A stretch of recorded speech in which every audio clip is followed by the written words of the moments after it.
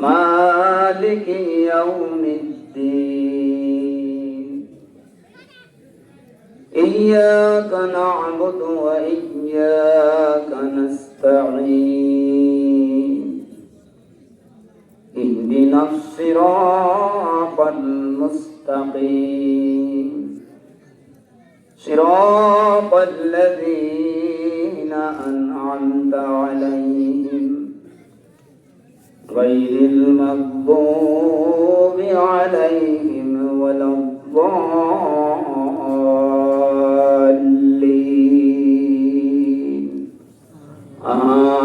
آمين. وقال النبي صلى الله عليه وسلم الكيس من دان نفسه وعمل لما بعد الموت والعاجز نفسه هواه وتمنى على الله. وقال الله تعالى يا أيها الذين آمنوا ادخلوا في السلم كافة ولا تتبعوا خطوات الشيطان إنه لكم عدو مبين. وقال النبي صلى الله عليه وسلم تركت فيكم أمرين لن تضلوا ما تمسكتم بهما كتاب الله وسنة رسوله إن الله وملائكته يصلون على النبي يا أيها الذين آمنوا صلوا عليه وسلموا تسليما. اللهم صل على محمد وعلى آل محمد كما صليت على إبراهيم وعلى آل إبراهيم إنك حميد مجيد. اللهم بارك على محمد وعلى آل محمد كما باركت على إبراهيم وعلى آل إبراهيم إنك حميد مجيد. আমরা সকলে করি আলহামদুলিল্লাহ। দুরূদ শরীফ পড়ার সময় লক্ষ্য করলাম অনেকেই জবান বন্ধ করে চুপ হয়ে বসে আছেন। ইন্নাদ দুআউ মাওকুফুন বাইনাস সামাই ওয়াল আরদ লা ইয়াসআদু মিনহু শাইউন হাত্তা লা তুসাল্লি আলা নাবিয়িকা। আল্লাহ রাসূল বলেছেন অবশ্যই সকল দোয়া, নামাজ, কোরআন তেলাওয়াত, জিকির আজকার, তাসবিহ তাহলিল, সমস্ত ইবাদত বন্দেগী আসমান এবং জমিনের মধ্যবর্তী স্থানে ভাসমান থাকে, ঝুলন্ত থাকে। লা ইয়াসআদু মিনহু শাইউন, কোনো কিছুই আল্লাহর দরবারে পৌঁছে না হাত্তা লা তুসাল্লি আলা নাবিয়িকা, যতক্ষণ পর্যন্ত নবী করিম সাল্লাল্লাহু আলাইহি ওয়াসাল্লামের প্রতি দুরূদ শরীফ পড়া না হয়। জোরে বলেন সুবহানাল্লাহ। দুরূদ শরীফ পড়লে আল্লাহ বান্দার উপরে রহমত নাযিল করেন। সুবহানাল্লাহ। দুরূদ শরীফ পড়লে আল্লাহ বান্দার গুনাহকে মাফ করে দেয়। জোরে বলেন সুবহানাল্লাহ। দুরূদ শরীফ পড়লে বান্দার ইজ্জত ও সম্মান আল্লাহর দরবারে বেড়ে যায়। জোরে বলেন সুবহানাল্লাহ। দুরূদ শরীফ পড়লে রহমত পাওয়া যায়, গুনাহ মাফ হয়, বান্দার ইজ্জত ও সম্মান আল্লাহর দরবারে বেড়ে যায়। জোরে বলেন সুবহানাল্লাহ। দুরূদ শরীফ পড়ার জন্য হুকুম করেছেন কে? আল্লাহ। আল্লাহ রাব্বুল আলামিন বলেন, অবশ্যই আমি আল্লাহ এবং আমার ফেরেশতারা আমার হাবিবের প্রতি রহমত বর্ষণ করি, দরুদ করি। এরপরে আল্লাহ তাআলা বলেছেন, ও ঈমানদার বান্দাগণ, যেই নবীর প্রতি আমি এবং আমার ফেরেশতারা দরুদ করি, তোমরাও সেই নবীর প্রতি দরুদ করো এবং নবীকে সালাম জানাও। জোরে বলেন সুবহানাল্লাহ। অতএব দুরূদ শরীফ পড়া কার হুকুম? আল্লাহর হুকুম। তাহলে আমরা মহব্বত দিয়ে অন্তরস্থল থেকে নবীর প্রতি দুরূদ শরীফ পড়ব। নবীর মহব্বত যদি অন্তরে থাকে, আর যদি আপনি মহব্বত দিয়ে দুরূদ শরীফ পড়েন, স্বপ্ন যুগে আল্লাহ রাসূলের সাথে আপনার দিদার হয়ে যাবে। বলেন সুবহানাল্লাহ। আর আল্লাহ রাসূলের দিদার যদি কেউ পায়, তার নসিব ভালো হয়ে যাবে, তার জন্য জাহান্নামের আগুন হারাম হয়ে যাবে, জান্নাত ওয়াজিব হয়ে যাবে। জোরে বলেন সুবহানাল্লাহ। এজন্য দুরূদ শরীফ পড়তে আমরা কার্পণ্য করব না। আল্লাহুম্মা সাল্লি আলা মুহাম্মাদ ওয়া আলা আলি মুহাম্মাদ কামা সাল্লাইতা আলা ইব্রাহিম ওয়া আলা আলি ইব্রাহিম ইন্নাকা হামিদুম মাজিদ। আল্লাহুম্মা বারিক আলা মুহাম্মাদ ওয়া আলা আলি মুহাম্মাদ কামা বারাকতা আলা ইব্রাহিম ওয়া আলা আলি ইব্রাহিম ইন্নাকা হামিদুম মাজিদ। সকলে বলি আলহামদুলিল্লাহ। মহান আল্লাহ পাকের দরবারে লাখো শুকর, যে আল্লাহ রাব্বুল আলামিন সমস্ত বিপদ আপদ থেকে, সমস্ত ঝামেলা থেকে, সমস্ত কর্ম ব্যস্ততা থেকে মুক্তি দিয়ে এই মাহফিলের ময়দান, বেহেশতের বাগানে আল্লাহর সন্তুষ্টির জন্য আসার বসার, কিছু বলার এবং শোনার সুযোগ করে দিলেন, তাওফীক এনায়েত করলেন। ওই রব্বুল আলামিনের শুকরাতান আমরা সকলে বলি আলহামদুলিল্লাহ। আমার অত্যন্ত আনন্দ লেগেছে। আমার কথা বুঝেন তো? স্পষ্ট বুঝে? আমি তো ভালো সাউন্ড পাই, আপনারা বুঝেন তো কথা? আমার অত্যন্ত আনন্দ লেগেছে। আজকের দিনের মতো আমার এই হায়াতে আমি এত আনন্দিত হই নাই, অন্তপক্ষে ওয়াজ মাহফিলে। এর কারণ হচ্ছে, আপনারা পিছনে ব্যানার দেখতে পাচ্ছেন, প্রধান অতিথি তানজিম তোহা ইবনে আব্দুল আউয়াল সিরাজ। আপনাদের এই প্রধান অতিথি আমার ছাত্র। জোরে বলেন সুবহানাল্লাহ। আমার ছাত্র আজকের প্রধান অতিথি, আমি উস্তাদ আজকে বিশেষ অতিথি। এর চেয়ে আমার সৌভাগ্য আর কিছু থাকতে পারে না। সকলে বলেন আলহামদুলিল্লাহ। অনেক সময় পিতার চেয়েও পুত্রের জ্ঞান বেশি হতে পারে। কি বলেন, ঠিক কিনা? ইব্রাহিম আলাইহিস সালাম জাতির পিতা। ইব্রাহিম আলাইহিস সালাম কি? মিল্লাতা আবিকুম ইব্রাহিম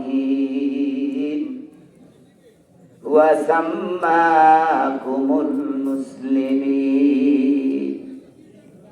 প্রায় প্রায় ঢাকা যাওয়া পরে ঢাকা প্রোগ্রাম থাকে, আগে পদ্মা সেতুর আগে ওই মহাসড়কে লেখা দেখতাম জাতির পিতা অমুক তমুক এক্সপ্রেস ওয়ে, জাতির পিতা অমুক তমুক মহাসড়ক। এখন বাসে থেকে দূর থেকে দেখা যায় জাতির পিতা ইব্রাহিম আলাইহিস সালাম এক্সপ্রেস ওয়ে, জাতির পিতা ইব্রাহিম আলাইহিস সালাম মহাসড়ক। জোরে বলেন সুবহানাল্লাহ। এই পরিবর্তন করেছেন কে? এই পরিবর্তন করেছেন কে? আল্লাহ। আমি তো থাকতে চেয়েছিলাম 2040 সাল পর্যন্ত এই চেয়ারে। আল্লাহ বলতেছেন ইন্না বাদশা রব্বিকা লাশাদীদ, আমার ধরা বড় কঠিন ধরা। আল্লাহ কঠিন ভাবে ধরছে, পালাইয়া গেছে। সব কিছু এখন আস্তে আস্তে পরিবর্তন হচ্ছে। আল্লাহ যেন এই পথ ধরে আমাদের দেশের সবকিছু পরিবর্তন হয়ে যায়। সকলে বলেন আমিন। আমি যে কথা বলতে চেয়েছিলাম, পিতা আসছে পুত্র অনেক সময় জ্ঞানী হতে পারে না। ইব্রাহিম আলাইহিস সালাম মুসলিম মিল্লাতের পিতা, মুসলিম জাতির পিতা, কিন্তু ইব্রাহিম আলাইহিস সালামের পিতাকে আজর। ইব্রাহিম আলাইহিস সালামের পিতাকে আজর, সে হলো একজন মূর্তি পূজা করতে, কিন্তু নিজে মূর্তি বানাইতে, মূর্তির একজন কারিগর, মূর্তির একজন শিল্পী। সে ওই ভাস্কর্য, ওই মূর্তি নিজে তৈরি করত। জোরে বলেন নাউযুবিল্লাহ। এখন বাবার স্থান কোথায় আর ছেলের স্থান কোথায়? জোরে বলেন সুবহানাল্লাহ। এটা তো সম্পূর্ণ বিপরীত কথা বললাম। দুইজন পয়গাম্বার, বাপ বেটা দুইজন পয়গাম্বার, হযরতে দাউদ আলাইহিস সালাম এবং সুলাইমান আলাইহিস সালাম। কার কথা বললাম বলেন তো? দাউদ আলাইহিস সালাম, সুলাইমান আলাইহিস সালাম। দুজন নবী কিনা? দুজন বাদশা কিনা? সুবহানাল্লাহ। কোরআনে আছে وَوَهَبْنَا لِدَاوُودَ سُلَيْمَانَ نِعْمَ الْعَبْدُ إِنَّهُ أَوَّابٌ। জোরে বলেন সুবহানাল্লাহ। আমি দাউদ আলাইহিস সালামকে একটা নিয়ামত দান করলাম, একটা সুসন্তান দান করলাম, যার নাম হইল সুলাইমান। জোরে বলেন সুবহানাল্লাহ। নি'মাল আবদু, কতই না উত্তম সন্তান, কতই না আমার উত্তম বান্দা। ইন্নাহু আওয়াব, ওই সুলাইমান সদা সর্বদা আমার প্রতি রুজু ছিল, আমাকে চেষ্টা করত, আমার গোলামি করত। জোরে বলেন সুবহানাল্লাহ। তো নবী দাউদ আলাইহিস সালাম প্রধান 4 কিতাবের একখানা কিতাব জাবুর, যার উপরে অবতীর্ণ হয়েছে। তিনি একজন পয়গাম্বার, তিনি একজন বাদশা। আবার তার ছেলে হযরত সুলাইমান আলাইহিস সালাম, তিনিও একজন বাদশা, একজন পয়গাম্বার। জোরে বলেন সুবহানাল্লাহ। এই দাউদ আলাইহিস সালাম একটা সালিসি করেছে। কি করেছে? সালিসি করেছে। সালিসিরা দাউদ আলাইহিস সালামের মেধা অনুযায়ী তিনি করেছেন, একটু কড়া হয়ে গেছে, একটু কড়া হয়ে গেছে। মানে যে অপরাধ করেছে, অপরাধীর দণ্ডটা একটু বেশি হয়ে গেছে। আল্লাহ তাআলা নিজে কোরআনে বলেছেন ফাফাহামনাহা সুলাইমান, আমি সুলাইমানকে এই দ্বন্দ্ব নিরসনে, এই সালিসি ফয়সালার সঠিক জ্ঞান দান করলাম। জোরে বলেন সুবহানাল্লাহ। নবী সুলাইমান আলাইহিস সালাম ওই সালিসি আবাদ করলেন এবং সঠিকভাবে সেই সালিসি হয়েছে। জোরে বলেন সুবহানাল্লাহ। কোরআনের কথা, আমার বানাওয়াটি কথা নয়। তাহলে বোঝা যায় পিতার চেয়ে পুত্র অনেক সময় জ্ঞানী হতে পারে। আজকে আমার মনটা অত্যন্ত খুশিতে ভরে গেছে। আমার ছাত্র আজকে এখানের প্রধান অতিথি, আমি হয়েছি বিশেষ অতিথি। আজকে এই মাহফিলে আমরা আসতে পেরেছি, বসতে পেরেছি, কিছু বলার এবং শোনার আল্লাহ রাব্বুল আলামিন আমাদেরকে তাওফীক এনায়েত করেছেন। এজন্য শুকরান আবারও বলি আলহামদুলিল্লাহ। হযরত ইব্রাহিম আলাইহিস সালাম বৃদ্ধ বয়সে আল্লাহর দরবারে ফরিয়াদ করলেন, রব্বি হাবলি মিনাস সালিহিন, ও পরওয়ারদিগার আমাকে একটা নেককার সন্তান দান করে। কি চাইছে? নেককার সন্তান। নেককার সন্তান। কারণ আপনি যদি নেককার সন্তান পৃথিবীতে বানাইয়া যাইতে না পারে, আপনার ইন্তেকালের পরে আপনার জন্য কে দোয়া করবে? কি ঠিক কিনা? হ্যাঁ, আপনি ভেবে দেখেন, আপনার ইন্তেকালের পরে আপনার কে জানাজা পড়াবে? আপনার ইন্তেকালের পরে কে আপনাকে গোসল করাবে? আপনার ইন্তেকালের পরে কে আপনাকে দাফন কাফন করবে? এটা একটু আপনি চিন্তা করেন। আমার আব্বাজানের জানাজা আমি পড়াইছি, আব্বাজানকে আমি গোসল করাইছি, আব্বাজানকে আমি কবরে শোয়াইয়া দিয়েছি। জোরে বলেন সুবহানাল্লাহ। এর যে উত্তম জানাজা হতে পারে না। আমি তো মনে করি ওই বাইতুল্লাহ ইমাম সাহেব তিনি যদি আসছে আমার বাবার জানাজা দিতেন, তার চেয়ে ভালো জানাজা হয়েছে আমি আমার বাবার জানাজা দিয়েছি। জোরে বলেন সুবহানাল্লাহ। এজন্য নেককার সন্তান আল্লাহর দরবারে চাইতে হয়। কার কাছে চাইবেন? নেককার সন্তান চাইবেন কার কাছে? ইয়ারুদ্দি খলিফার কাছে? হ্যাঁ, ওই চরমনার পীর সাহেবের কাছে, শশীনাথ পীর সাহেবের কাছে না। ওই মরা ব্যক্তিদের কাছে কিছু চাওয়া যাবে না, এটা সম্পূর্ণ হারাম।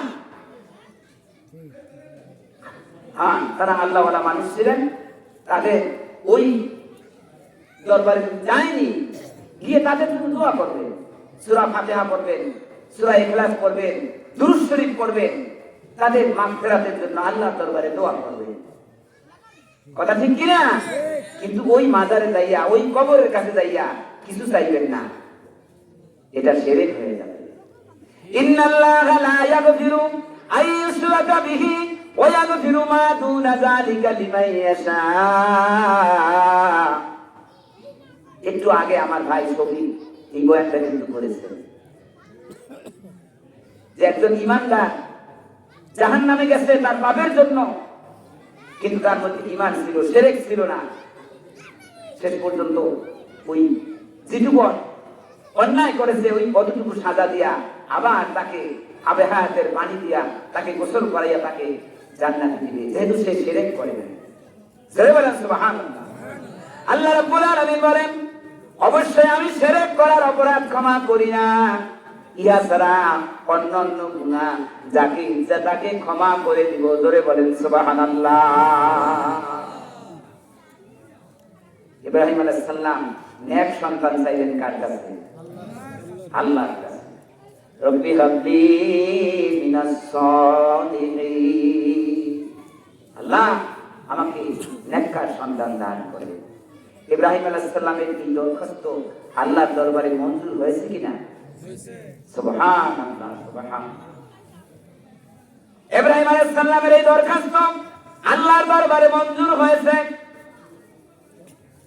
আল্লাহ রাব্বুল আলামিন তাকে দুইটা পুত্র সন্তান দান করেছেন।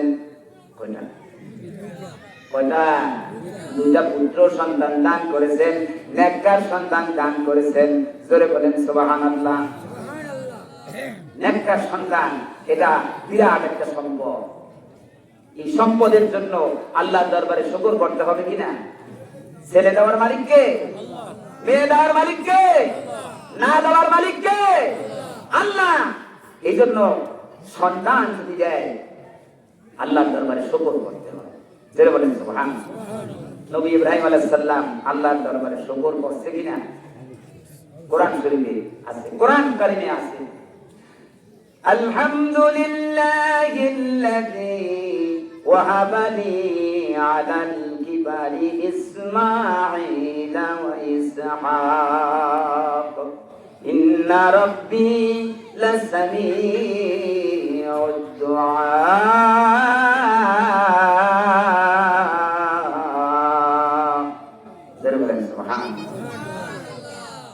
আমি আল্লাহর দরবারে শুকর করি, সমস্ত প্রশংসা আল্লাহ, যে আল্লাহ রাব্বুল আলামিন আমি ইব্রাহিমকে বার্ধক্য বয়সে ইসমাইল এবং ইসহাক নামক দুইটা নেককার সন্তান দান করেছেন। জোরে জোরে বলেন সুবহানাল্লাহ। সমস্ত নবীরা শুকরগুজার বান্দা ছিলেন, সমস্ত সাহাবায়ে কেরাম শুকরগুজার বান্দা ছিলেন, সমস্ত আল্লাহওয়ালা হক্কানি রব্বানি খেয়ে থাকুক না খেয়ে থাকুক, সুখে থাকুক দুঃখে থাকুক, সর্বাবস্থায় আল্লাহ রাব্বুল আলামিনের শুকর করেছেন। জোরে বলেন সুবহানাল্লাহ। তো আজকে এই জান্নাতের বাগিচায়, এই প্রত্যন্ত অঞ্চলে আহাব্বুল বিলাদি ইলাল্লাহি মাসাজিদুহা, আল্লাহর দরবারে সবচেয়ে উত্তম স্থান হচ্ছে আল্লাহর ঘর মসজিদ। সেই আল্লাহর ঘরের সামনে এই মাহফিলের ময়দান, জান্নাতের বাগিচায় আল্লাহ তাআলা আমাদেরকে কবুল করেছেন। এজন্য আবারও বলি আলহামদুলিল্লাহ। সম্মানিত উপস্থিতি, সম্মানিত হাজিরিন, আমি আমার ছাত্রের তুলনায় এলেম কালামে আসলে অনেক ছোট, বয়সে বড়। ছোট সময় তাকে আমি কোরআন শরীফ পড়াইছি, কোরআন কারীম পড়াইছি। এদিক থেকে আমি হয়তো বড় হতে পারি, কিন্তু সে যে লেখাপড়া করেছে তার এলেমের কাছে আমি আসলে ছোট। সে আসার পরে আমি তাকে আলেম হিসাবে আমি তাকে আলিঙ্গন করেছি, আমি তাকে সম্মান করেছি। সম্মানিত হাজিরিন, আমি এলেম কালামে ছোট বিধায়ী আমি পবিত্র কোরআনে সূরা ফাতিহা তেলাওয়াত করেছি। ফাতিহা তেলাওয়াত করেছি না? কোরআন কারীমের প্রথম সূরা কোনটা? কথা বলেন না। কোরআন কারীমের প্রথম সূরা কোনটা? সূরা ফাতিহা। প্রথম আয়াত নাযিল হয়েছে সূরা আলাকের 5 আয়াত, জাবালে নূরে 5 আয়াত, কিন্তু পরিপূর্ণ প্রথম সূরা হচ্ছে সূরা ফাতিহা। পরিপূর্ণ প্রথম সূরা কোনটা? সূরা ফাতিহা। সূরা ফাতিহা এমন একখানা সূরা যেটার ফজিলত সম্পর্কে আল্লাহ রাব্বুল আলামিন পবিত্র কোরআনে অন্যত্র বর্ণনা করেছেন। জোরে বলেন সুবহানাল্লাহ। সূরা ইয়াসিনকে বলা হয় কোরআনের হৃৎপিণ্ড, কোরআনের হাড়, কোরআনের হৃৎপিণ্ড। সূরা ইয়াসিন তেলাওয়াত করলে 10 খতম কোরআন শরীফ পড়ার সওয়াব হয়। কিন্তু সূরা ইয়াসিন সম্পর্কে কোরআনের অন্য কোথাও কোনো আলোচনা নাই। এখানে বড় বড় আলেম ওলামা আছে। আমার মামাতো ভাই সাবেক উপজেলা ভাইস চেয়ারম্যান মহিবুল্লাহ হারুন, বরগুনা আলিয়া মাদ্রাসার অধ্যাপক, তিনি আসছেন। আমার কথাগুলি তাদের কাছে জাস্টিফাই করবেন। সূরা ইয়াসিন সম্পর্কে কোরআনের অন্য কোন জায়গায় ইয়াসিন সম্পর্কে কোনো আলোচনা নাই। সূরা মুজাম্মিল এটা সম্পর্কে কোরআনের অন্য কোথাও আলোচনা নাই। সূরা আর রহমান এটা সম্পর্কে কোরআনের অন্য কোথাও আলোচনা নাই। সূরা বাকারা সর্ববৃহৎ সূরা, 286 আয়াত, এত বড় বিশাল সূরা, এটা সম্পর্কেও কিন্তু কোরআনের অন্য কোথাও কোনো আলোচনা নাই। সবচেয়ে ছোট্ট সূরা সূরা কাউসার, কাউসার সম্পর্কে, সূরা কাউসারের ফজিলত সম্পর্কে কোরআনের অন্য কোথাও নাই। হাদিস শরীফে আছে, হাদিস শরীফে সব সূরার ফজিলত সম্পর্কে হাদিস শরীফে আছে। কিন্তু সূরা ফাতিহা এমন একখানা সূরা যেটার সম্পর্কে, যেটার ফজিলত সম্পর্কে, যেটার গুরুত্ব সম্পর্কে আল্লাহ তাআলা কোরআনের অন্যত্র আলোচনা করেছেন। জোরে বলেন সুবহানাল্লাহ। وَلَقَدْ آتَيْنَاكَ سَبْعًا مِنَ الْمَثَانِي وَالْقُرْآنَ الْعَظِيمَ।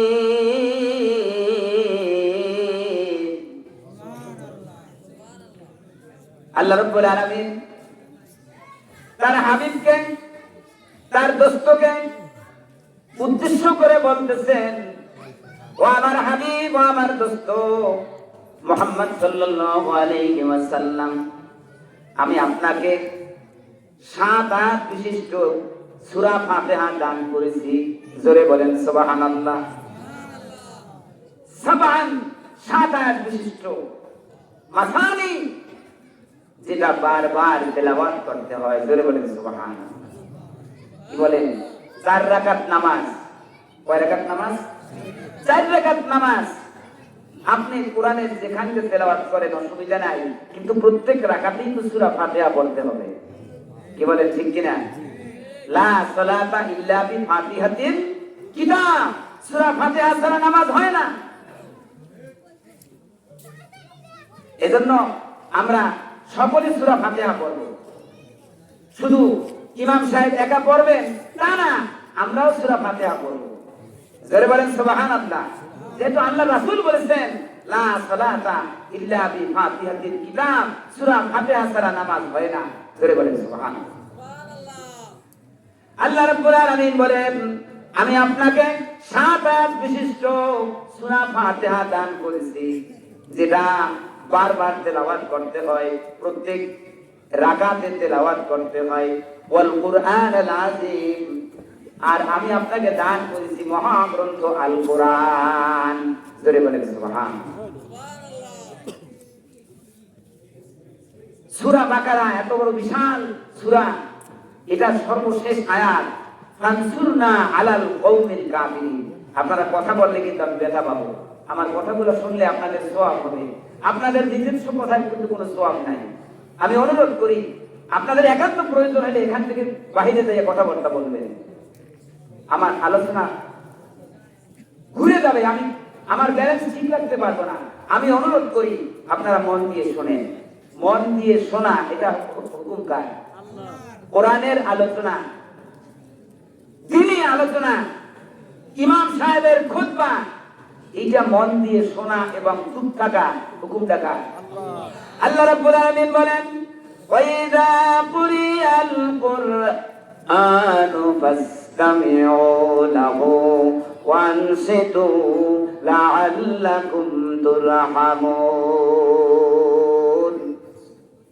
যখন কোরআন তেলাওয়াত করা হয়, যখন কোরআনের আলোচনা করা হয়, ইমাম যখন মসজিদে খুতবা দেয়, ও মুমিন বান্দারা অন্তরের কান দিয়ে শোনো, ওয়ানসিতু সম্পূর্ণ চুপ থাকো, লাআল্লাকুম তুরহামুন, যাতে করে আল্লাহ তাআলার রহমত পাইতে পারো।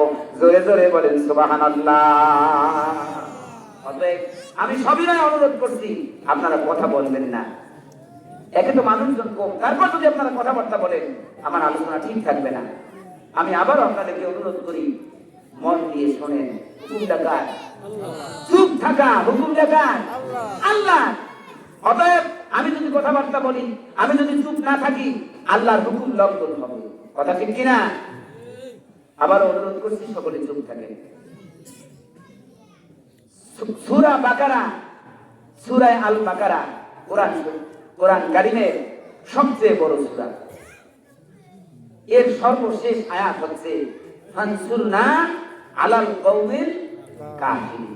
আল্লাহ কাফিরদের উপরে আমাদেরকে বিজয় দান করেন। আমিন। এই আয়াত পরে আমরা কি আমিন বলি? বলেন তো। সূরা বাকারা শেষ করে আমরা কি আমিন বলি? না, আপনারা কথা বলেন না। আমার মনে আমার কথা আপনারা বুঝেন না। সূরা বাকারা এত বড় বিশাল সূরা শেষ করে ফানসুরনা আলাল কওমিল কাফিরিন বলেছি, এরপর কি আমরা আমিন বলি? না, বলি না। সূরা আর রহমান এত ফজিলতপূর্ণ সূরা, কিয়ামতের কঠিন দিনে আল্লাহ রাব্বুল আলামিন সূরা আর রহমান পড়িয়া তার বান্দাদেরকে শুনাইবে, বলেন সুবহানাল্লাহ। এই সূরা আর রহমানের সর্বশেষ আয়াত হচ্ছে তাবারাকাসমু রাব্বিকা যিল জালালি ওয়াল ইকরাম। এই আয়াত পড়ে কি আমরা আমিন বলি? না, কোন সূরা পড়েই আমরা আমিন বলি না। একমাত্র সূরা ফাতিহা শেষ করে আমরা বলি কি আমিন। আল্লাহ আপনি কবুল করে। এখন আল্লাহ কি কবুল করবে, আল্লাহর কাছে কি চাইছি, এটা কি আমরা আসলে বুঝি? বুঝি না। কিন্তু বোঝার জন্য হুকুম করেছেন কে? আল্লাহ। বোঝার জন্য হুকুম করেছেন কে? আল্লাহ। লাআল্লাকুম তাআকিলুন, যাতে করে তোমরা বুঝতে পারো। লাআল্লাহুম ইয়াতাফাক্কারুন, যাতে করে আমার বান্দারা চিন্তা ফিকির করতে পারে এই কোরআন নিয়ে। জোরে বলেন সুবহানাল্লাহ। আল্লাহ রাব্বুল আলামিন বলেন আফালা ইয়াতাদাব্বারুনাল কুরআন আম আলা কুলুবিন আকফালুহা। তারা কি কোরআন নিয়ে একটু চিন্তা ভাবনা করে না? তারা কি কোরআন নিয়ে একটু গবেষণা করে না? কোরআন নিয়ে রিসার্চ করে না? আম আলা কুলুবিন আকফালুহা, নাকি তাদের অন্তর তালাবদ্ধ? তাহলে বোঝা যায় কি, যারা কোরআন নিয়ে গবেষণা করে না, যারা কোরআন নিয়ে চিন্তা ভাবনা করে না, তাদের অন্তরটা তালাবদ্ধ। এটা আমি নিজামুদ্দিনের কথা নয়, আল্লাহর কথা। খাতামাল্লাহু আলা কুলুবিহিম, আল্লাহ তাআলা বলেন আমি তাদের অন্তরে সিল মোহর করে দিয়েছি। জোরে বলেন নাউযুবিল্লাহ। অন্য আয়াতে আবার আল্লাহ তাআলা বলেছেন আফালা ইয়াতাদাব্বারুনাল কুরআন, তারা কি কোরআন নিয়ে একটু চিন্তা ভাবনা করে না? কোরআন নিয়ে গবেষণা করে না? ওয়ালাউ কানা মিন ইনদি গায়রিল্লাহি লাওয়াজাদু ফীহি ইখতিলাফান কাসীরা, এই কোরআন যদি আমি আল্লাহ ছাড়া অন্য কারো রচনা হইতো, তাহলে এই কোরআনের মধ্যে অনেক ভুল ভ্রান্তি পাইতো, তাহলে অনেক অসঙ্গতি পাইতো। অথচ কোরআনে কোনো ভুল নাই। কোরআনে কোনো ভুল আছে? প্রথমেই আল্লাহ তাআলা চ্যালেঞ্জ করেছেন যালিকাল কিতাবু লা রাইবা ফীহি, এটা এমন একটা গ্রন্থ যাতে কোনো সন্দেহ নাই, যাতে কোনো ভুল ভ্রান্তি নাই। জোরে জোরে বলেন সুবহানাল্লাহ। সম্মানিত হাজিরিন, বর্তমান সায়েন্স টেকনোলজির যুগ, বিজ্ঞান প্রযুক্তির যুগ। আগের আজ থেকে 50 বছর আগে যে বিজ্ঞান, বর্তমান বিজ্ঞানের কাছে ওই বিজ্ঞান এখন অসাধ হয়ে গেছে। কথা ঠিক কিনা? এই জমানায়ও বড় বড় বিজ্ঞানীরা তারা যখন কলম ধরেছে, কোন গ্রন্থ রচনা করেছে, সর্বপ্রথমই মানবিক দুর্বলতা এটা প্রকাশ করেছে। প্রিয় পাঠক, আমার এই বইয়ের মধ্যে যদি আপনার দৃষ্টিতে কোনো ভুল ধরা পড়ে আমাকে জানাবেন, পরবর্তী সংস্করণে আমি এটা সংশোধন করে দিব। জোরে বলেন সুবহানাল্লাহ। এটাই মানুষের দুর্বলতা।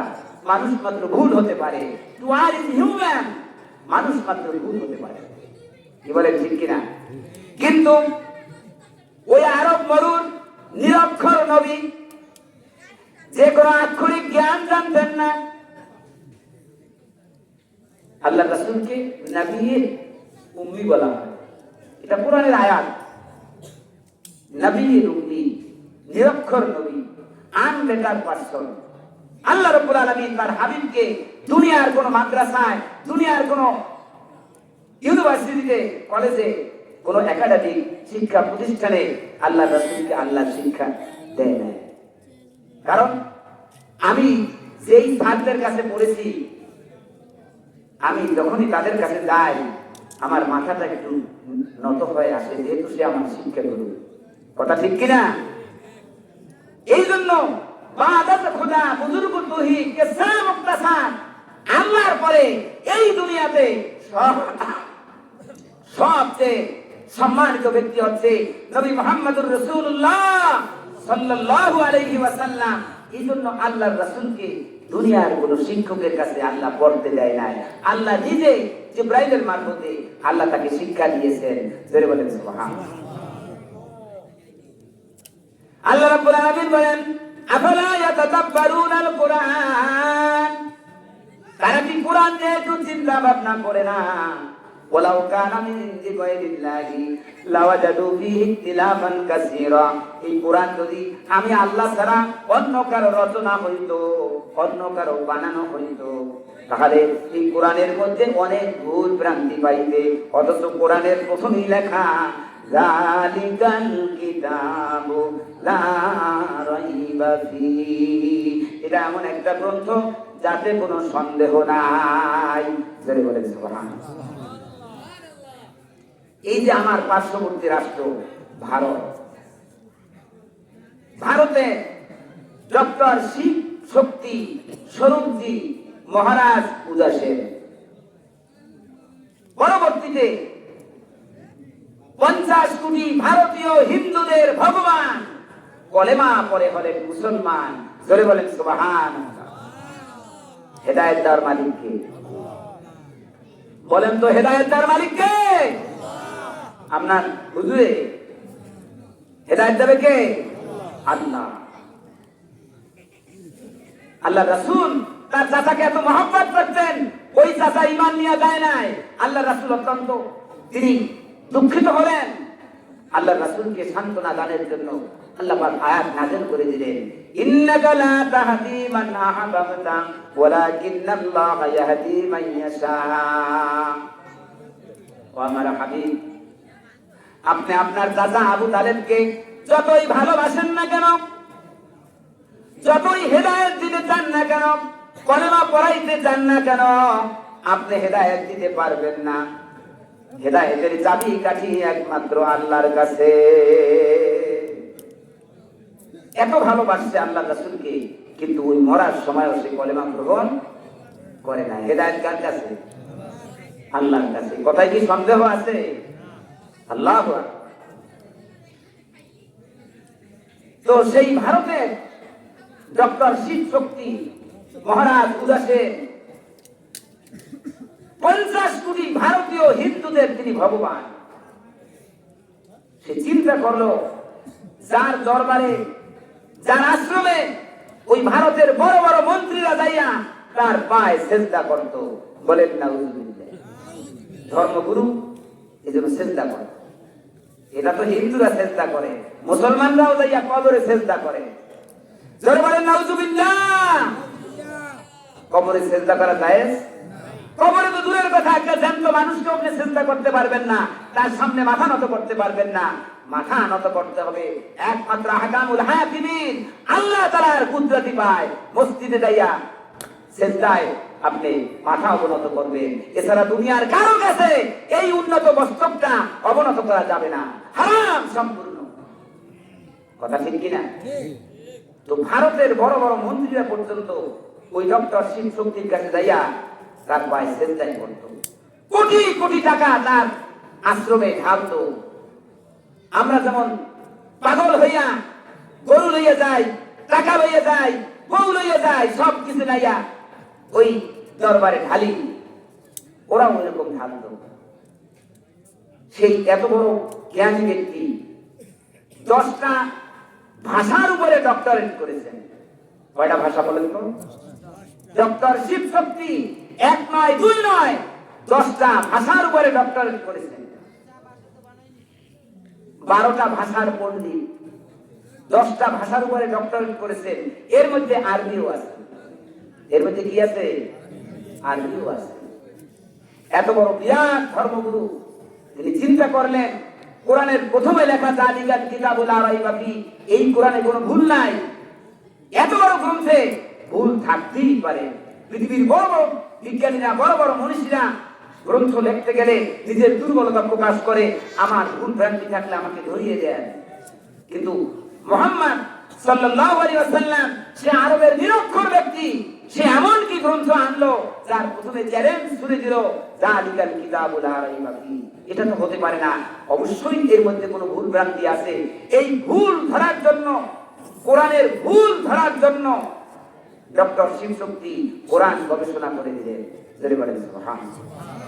একজন হিন্দুর বাচ্চা হইয়া, একজন মুশরিকের বাচ্চা হইয়া সে কোরআন গবেষণা করা শুরু করে দিল। কোন ন্যায়তে? কোরআনের ভুল ধরবে। কিন্তু কোরআনের ভুল ধরতে গিয়া কোরআন তাকে ধরে ফেলেছে। ধরে বলেন সুবহানাল্লাহ। ভুল তো পায় নাই, বরং ডক্টর শিবশক্তি কত বড় জ্ঞানী মানুষ ছিলেন, তিনি ভালো করে দেখলেন এটা এমন একটা গ্রন্থ, এই ১,৫০০ বছর পরে মানুষ অনেক কাঠ খড় পোড়াইয়া যেই বৈজ্ঞানিক তথ্য আবিষ্কার করেছে, ১,৫০০ বছর আগে আরবের উম্মি নবী আনলেটার পার্সন মুহাম্মদ সাল্লাল্লাহু আলাইহি ওয়াসাল্লাম সেই বিজ্ঞান বিশ্ব দরবারে প্রকাশ করেছেন কোরআনের মাধ্যমে। জোরে জোরে বলেন সুবহানাল্লাহ। শেষ পর্যন্ত তার মনটা নরম হয়ে গেল, আন্তরিকভাবে সে ইসলাম গ্রহণ করে ফেললেন। জোরে বলেন সুবহানাল্লাহ। অন্যদিকে তিনি যখন কোরআনের প্রতি নরম হয়ে গেলেন, মুহাম্মদ সাল্লাল্লাহু আলাইহি ওয়াসাল্লামকে বড় বিজ্ঞানী বলে স্বীকার করলেন, মনে মনে রাসূল পাক সাল্লাল্লাহু আলাইহি ওয়াসাল্লাম তার সাথে স্বপ্নযোগে দিদার দিলেন। জোরে বলেন সুবহানাল্লাহ। আল্লাহ রাসূল তাকে ওই স্বপ্নের মাধ্যমে কলেমা পড়িয়ে দিয়েছেন, লা ইলাহা ইল্লাল্লাহু মুহাম্মাদুর রাসূলুল্লাহ সাল্লাল্লাহু আলাইহি ওয়াসাল্লাম। উনি স্বপ্নযোগী মুসলমান হয়ে গেলেন। জোরে বলেন সুবহানাল্লাহ। এখন উনি মুসলমান হয়েছে, ওনার স্ত্রী কি মুশরিক। ওনার স্ত্রীর সাথে সকালবেলা উঠে কোনো কথাবার্তা বলে না, উনি খুব স্থির হয়ে গেছে। স্ত্রী বলতেছে, স্বামী রে আপনার কি হয়েছে, আপনি কোনো কথাবার্তা বলেন না। একেবারে স্থির হয়ে গেছে, কোনো কথাবার্তা বলে না। অনেক পীড়াপিড়ির পরে বলতেছে, আজকে রাত্রে আমি স্বপ্নে যে দৌলত পেয়েছি, এই দৌলত আমি ছাড়ব না। জোরে বলেন সুবহানাল্লাহ। এই দৌলত কি? লা ইলাহা ইল্লাল্লাহ, লা ইলাহা ইল্লাল্লাহ মুহাম্মাদুর রাসূলুল্লাহ সাল্লাল্লাহু আলাইহি ওয়াসাল্লাম। স্ত্রী বললেন, কি দৌলত শুনি তো। এই রাত্রে আমি স্বপ্নে দেখেছি নবী মুহাম্মদ রাসূলুল্লাহ সাল্লাল্লাহু আলাইহি ওয়াসাল্লাম আমার সাথে দিদার দিয়েছে, আমাকে কলেমা পড়িয়ে দিয়েছেন, অতএব আমি এই কলেমা কিছুতেই ছাড়বো না। জোরে বলেন সুবহানাল্লাহ। স্ত্রী বললেন, স্বামী হে আমি আপনার ভয়তে বলি নাই, এই রাত্রে আমিও তো রাসূলুল্লাহ সাল্লাল্লাহু আলাইহি ওয়াসাল্লামের কাছে কলেমা গ্রহণ করেছি। জোরে বলেন সুবহানাল্লাহ। একটা মাত্র মেয়ে ছিল, সে মেয়েটাও কলেমা পড়ে মুসলমান হয়ে গেছে। হেদায়েত দেওয়ার মালিক কে? আমি কথাটা এই জন্য বলেছি যে এই কোরআন গবেষণা করতে গিয়ে বহু অমুসলিম তারা মুসলমান হয়ে গেছে। ক্যাস স্টিভেন একজন পপ শিল্পী, নাম কি? ক্যাস স্টিভেন, যে America, Russia, London, Britain, Germany বিভিন্ন দেশে পপ গান গেয়ে কোটি কোটি টাকা সে কামাই করেছে। তার একটা অডিটোরিয়াম ছিল, রঙ্গমঞ্চ ছিল, সেখানে বসে সে গান গাইত, কোটি কোটি টাকা মানুষ তাকে দিত। একদিন ওই অডিটোরিয়ামে সিঁড়ি বেয়ে বেয়ে তিনি অডিটোরিয়ামে উঠতেছেন, এর মধ্যেই পাশে একটা দোকানে শুনতে পাইল কোরআনের আওয়াজ। বলেন সুবহানাল্লাহ। মিশরের বিখ্যাত কারি বাসেদ সাহেবের, মরহুম আল্লামা কারি বাসেদ রহমাতুল্লাহ আলাইহি পবিত্র কোরআনের তেলাওয়াত তার কানের ভিতরে দিয়ে ঢুকলো। জোরে বলেন সুবহানাল্লাহ। তিনি আর ওই সিঁড়ি বেয়ে উপরে উঠতে পারলেন না, কোরআন তাকে ধরে বসলো। বলেন সুবহানাল্লাহ। তিনি নেমে আসলেন, ওই দোকানে গেলেন, বললেন, ভাই দোকানদার, তোমার ক্যাসেটের মধ্যে এটা কোন শিল্পী কোন গান গাইতেছে, উনি তার বোঝেন আছে এটা কোরআন তেলাওয়াত। উনি একজন শিল্পী, উনি মনে করেছেন এও বুঝি এক শিল্পী, কত সুন্দর তার কণ্ঠস্বর। যেটা বলেন হ্যাঁ। দোকানদার বলল এই শিল্পী হচ্ছে মিশরের কারি আব্দুল বাসেত রহমাতুল্লাহ আলাইহি,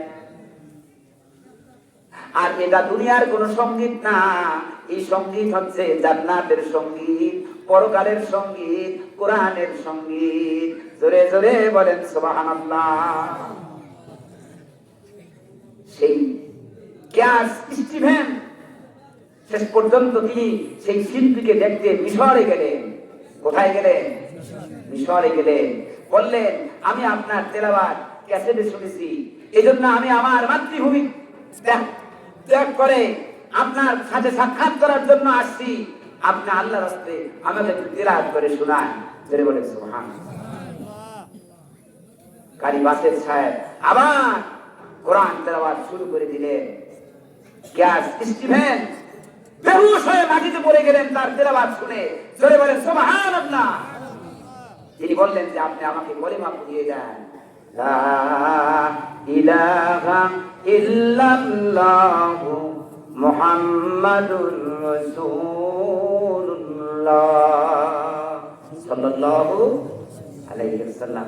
আমার সময় শেষ হয়ে আসছে, কর্তৃপক্ষ আমাকে যে সময় দিয়েছে প্রায় শেষ হয়ে আসছে, আমি ডিউ টাইমে শেষ করব ইনশাআল্লাহ। কারণ কর্তৃপক্ষের আদেশ পালন করাও কর্তব্য। আলামরু ফাওকাল আদম, কর্তৃপক্ষের আদেশ পালন করা এটাও কর্তব্য। আমি যদি বেশি সময় নষ্ট করি, আরো তো বক্তা আছে, তার হক আমার নষ্ট করা হবে। এই জন্য আমি ডিউ টাইমের মধ্যে যেন শেষ করতে পারি। আল্লাহ আমাকে তৌফিক দান করুন, সকল বলেন আমিন। সম্মানিত হাজিরিন, আমি সূরা ফাতিহা তেলাওয়াত করেছি। সূরা ফাতিহার মধ্যে কয় আয়াত? 7 আয়াত। সাবাম মিনাল মাসানি, যে 7 আয়াত বারবার তেলাওয়াত করতে হয়, প্রত্যেক রাকাতেই তেলাওয়াত করতে হয়। লা সালাতা ইল্লা বিফাতিহাতিল কিতাব, সূরা ফাতিহা ছাড়া নামাজ হয় না। সূরা ফাতিহা এই 7 আয়াত থেমে থেমে পড়া উত্তম। প্রত্যেক আয়াতে আপনি থামবেন, যেহেতু আল্লাহ রাব্বুল আলামিন প্রত্যেকটা আয়াতের উত্তর দিয়ে দেয়। বলেন সুবহানাল্লাহ। আল্লাহ রাব্বুল আলামিন বলেছেন উদুনি আস্তাজিব লাকুম, বান্দারে হৃদয় মন দিয়ে আমাকে ডাকো, আমি তোমাদের ডাকে সাড়া দিব। জোরে জোরে বলেন সুবহানাল্লাহ। আল্লাহর বান্দা যখন পড়ে আলহামদুলিল্লাহি রাব্বিল আলামিন, আয়াত পরে যখন থেমে যায়, সমস্ত প্রশংসা আল্লাহ, যিনি সারা জাহানের পালন কর্তা। আয়াত পরে থেমে গেলে আল্লাহ রাব্বুল আলামিন উত্তর দেন হামিদানি আব্দি, আমার বান্দা আমার প্রশংসা করতেছে। জোরে জোরে বলেন সুবহানাল্লাহ। আল্লাহর বান্দা যখন পড়ে আর রহমানির রহিম,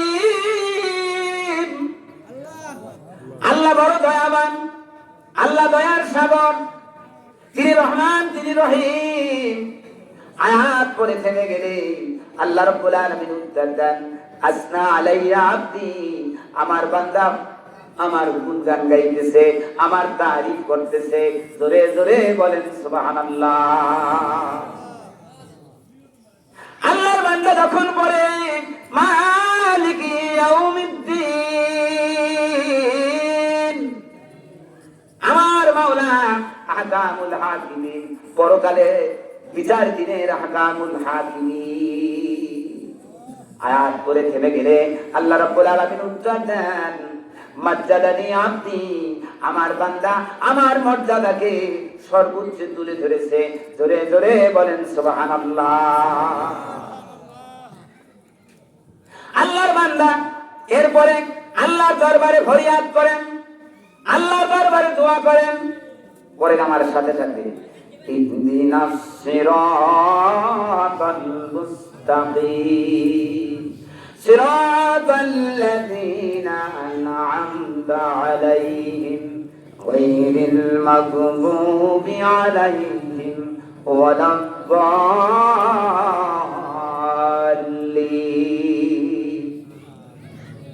آمين সরল সঠিক পূর্ণ পন্থা মোদের দাও গো বলি, চালাও সে পথে যে পথে তোমার প্রিয়জন গেছে চলি, যে পথে তোমার চির অভিশাপ, যে পথে ভ্রান্তি চির পরিতাপ, হে মহাচালক মোদের কখনো করো না সে পথগামী। জোরে বলেন সুবহান। সরল সঠিক পথে মোদের চালাও, যাদের দিলাও দয়া সে পথ দেখাও, অভিশপ্ত আর পথভ্রষ্ট যারা প্রভু, তাদের পথে যেন চালায় না প্রভু। জোরে বলেন সুবহান। ইহদিনাস সিরাতাল মুস্তাকিম থেকে শুরু করে দলিল পর্যন্ত আল্লাহর বান্দা যখন তেলাওয়াত করে, আল্লাহ রাব্বুল আলামিন তখন উত্তর দেন, হাযা বাইনি ওয়া বাইনা আবদি ওয়া লি আবদি মা সালা। জোরে বলেন সুবহান। হাযা বাইনি ওয়া বাইনা আবদি, এটা হচ্ছে আমার এবং আমার বান্দার মধ্যে চুক্তি। জোরে বলেন সুবহান। আমার এবং আমার বান্দার মধ্যে চুক্তি হয়ে গেল, এই সিদ্ধান্ত হয়ে গেল, বলে আব্দি মা সালা, আমার বান্দা আমার কাছে যা চাইবে তাই পাবে। বলেন সুবহানাল্লাহ। আমরা আল্লাহর কাছে কি চাইবো? 10 তলা বিল্ডিং নাকি? আল্লাহর কাছে কি চাইবো? আমার জন্য 100 কানি জায়গা হয়, তাই নাকি? হ্যাঁ, এই তো বলেছে ইহদিনাস সিরাতাল মুস্তাকিম।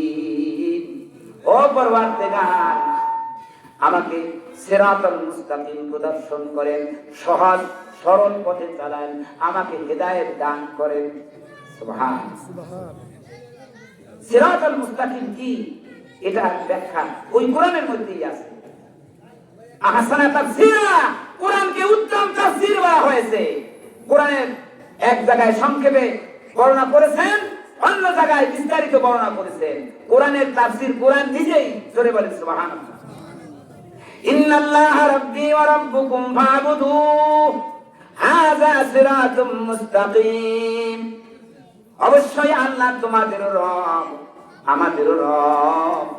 ফা'বুদুহু, ওই আল্লাহ তাআলার গোলামি করো। হাযা সিরাতুম মুস্তাকিম, এটা হচ্ছে সিরাতুল মুস্তাকিম, সহজ সরল পথ। জোরে জোরে বলেন সুবহানাল্লাহ। সূরা ফাতিহা আমাদেরকে শিক্ষা দিচ্ছেন, একজন মুমিন বান্দা সর্বাবস্থায় আল্লাহ তাআলার প্রশংসা করবে, আল্লাহ তাআলার শুকর করবে। আলহামদুলিল্লাহি রাব্বিল আলামিন। সূরা ফাতিহা আমাদেরকে শিক্ষা দিচ্ছেন আর রহমানির রহিম, আমার মাওলা বড় দয়াবান, করুণাময়, দাতা দয়ালু, মেহেরবান। জোরে জোরে বলেন সুবহানাল্লাহ। আল্লাহ তাআলা দয়াবান না? হ্যাঁ।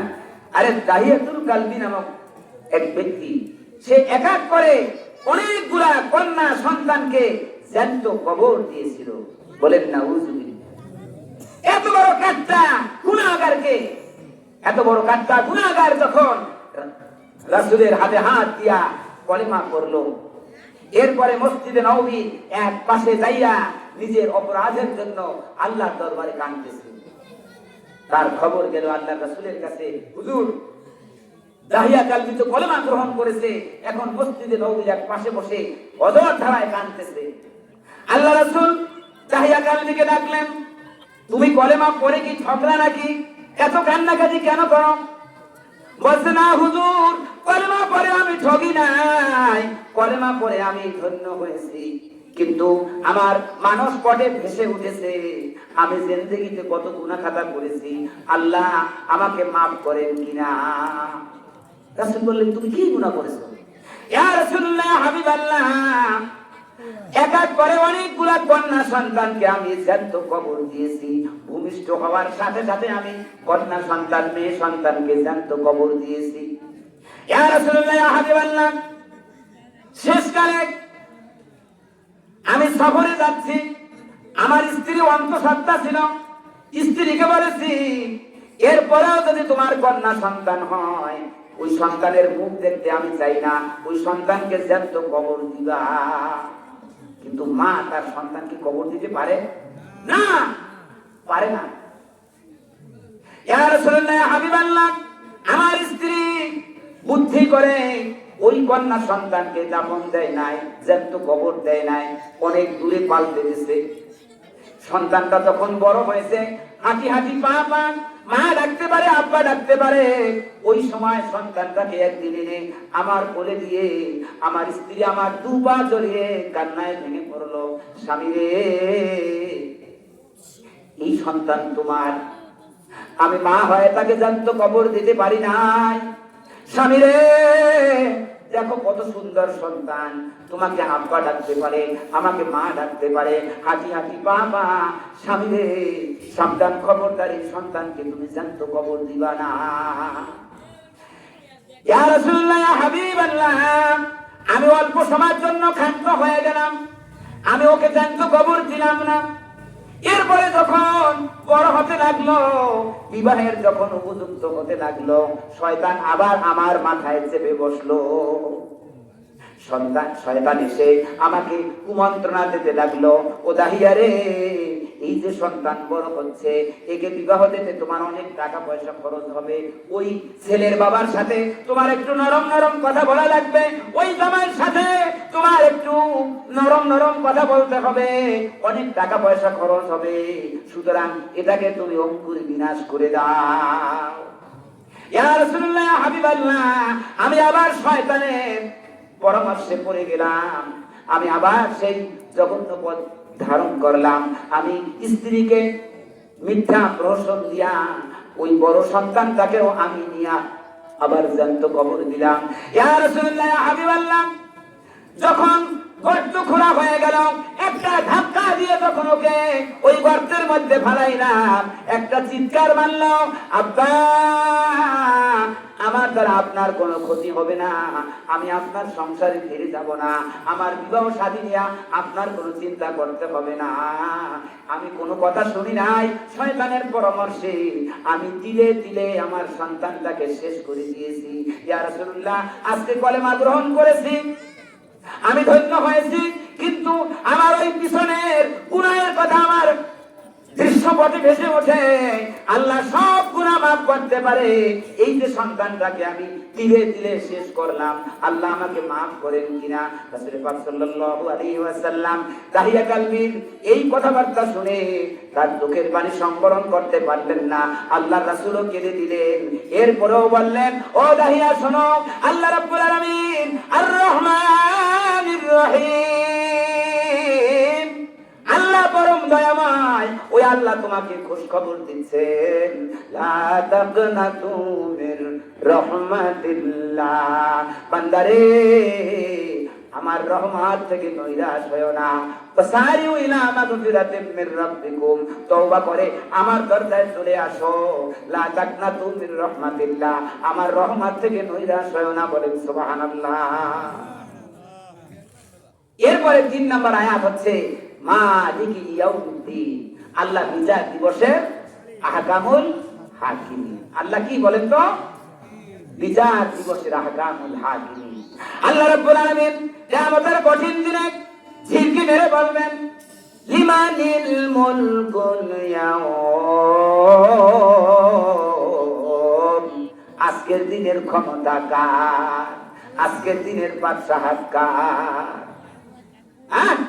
দুনিয়াতে একটু ক্ষমতা দিয়েছি, আলেমদেরকে জবাই করেছো, দুনিয়াতে একটু ক্ষমতা দিয়েছি, ইসলামকে ধ্বংস করার জন্য সমস্ত পায়তারা করেছো, দুনিয়াতে একটু ক্ষমতা দিয়েছি, এই শতকরা 90 জন মুসলমান দেশকে হিন্দুয়ানি কৃষ্টি কালচার দিয়া বোঝাই করেছো, এদেশকে হিন্দু রাষ্ট্রে পরিণত করার চেষ্টা করেছো।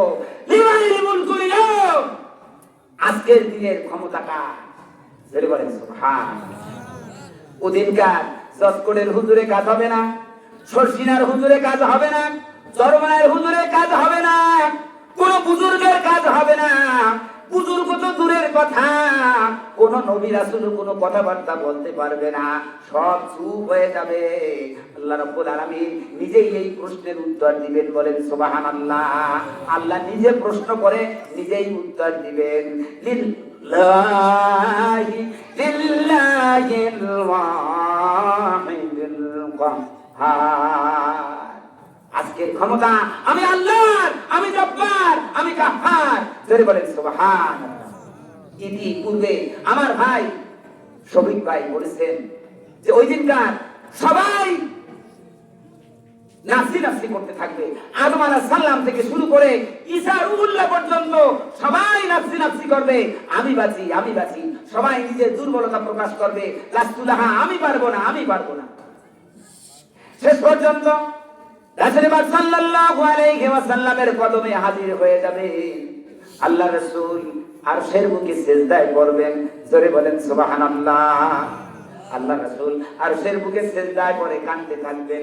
আল্লাহ রাব্বুল আলামিন বলবেন, ইরফা রাসাকা ইয়া হাবিবি, ও আমার হাবিব রে, ও আমার দোস্ত রে, আপনার মাথা উত্তোলন করেন, আজকে সুপারিশ করেন, আপনার সুপারিশ গ্রহণযোগ্য হবে। জোরে জোরে বলেন সুবহানাল্লাহ। ভাইরা আমার, ওয়ালা তাজিরু ওয়াজিরাতু উজরা উখরা,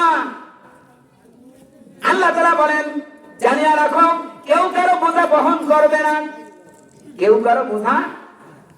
আপনারা ভালো করে শুনেন, আমার সময় তো 5 মিনিট আছে। কেউ কারো বোঝা বহন করবে না। অধিকার জসকোট মসজিদের হুজুরের পাগড়ি ধরলে সে আপনাকে টাইনা জান্নাতে দিতে পারবে না। ভালো করে বোঝেন তো, হুজুরকে যত ভালোবাসেন, তাকে যত হাদিয়া দেন, যা কিছু করেন না কেন, আমার পক্ষে কিন্তু সম্ভব হবে না।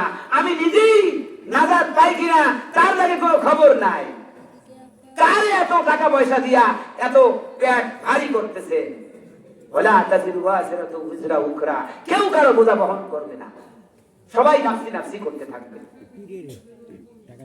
সুতরাং যিনি রহম করনেওয়ালা, যিনি হাকামুল হাকিমিন, ওই আল্লাহকে, ওই আল্লাহর ইবাদত করতে হবে, ওই আল্লাহর গোলামি করতে হবে। গোলামি করতে হবে কার? ইয়্যাকা না'বুদু ওয়া ইয়্যাকা নাস্তাঈন। সূরা ফাতিহার শিক্ষা হচ্ছে, সূরা ফাতিহা আমাদেরকে শিক্ষা দিচ্ছে একমাত্র গোলামি করতে হবে আল্লাহর, একমাত্র সাহায্য চাইতে হবে আল্লাহর কাছে। সাহায্য চাইতে হবে কার কাছে? আল্লাহর কাছে। ওয়ালিবুদুনি হাযা সিরাতুম মুস্তাকিম। সূরা ইয়াসিন আল্লাহ বলেন, ওয়ালিবুদুনি, তোমরা একমাত্র আমার গোলামি করো, হাযা সিরাতুম মুস্তাকিম, এটা হচ্ছে সহজ সরল পথ, এরা সিরাতাল মুস্তাকিম। জোরে বলেন সুবহানাল্লাহ। আমি আর সামনে অগ্রসর হব না।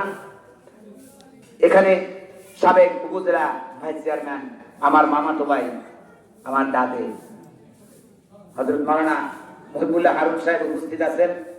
প্রধান অতিথি তিনিও এখন পর্যন্ত আলোচনা করেন নাই, যদিও আমার ছাত্র, কিন্তু এলেম কালামে অনেক উপরে, এজন্য আমি তাকে ছাত্র হিসাবে স্নেহ করেছি, আবার তার এলেম কালামের জন্য আমি তাকে সম্মানও করেছি। আমি উঠে তাকে আলিঙ্গন করেছি। সেই প্রধান অতিথি তিনিও আপনাদের মাঝে আলোচনা করবেন, আমার জন্য দোয়া করবেন। আল্লাহ যেন আমাকে এই সঠিক কথা বলার তৌফিক দান করেন। সকলে বলেন আমিন। ওয়া আখিরু দাওয়ানা আলহামদুলিল্লাহি রাব্বিল আলামিন। আসসালামু আলাইকুম ওয়া রাহমাতুল্লাহ।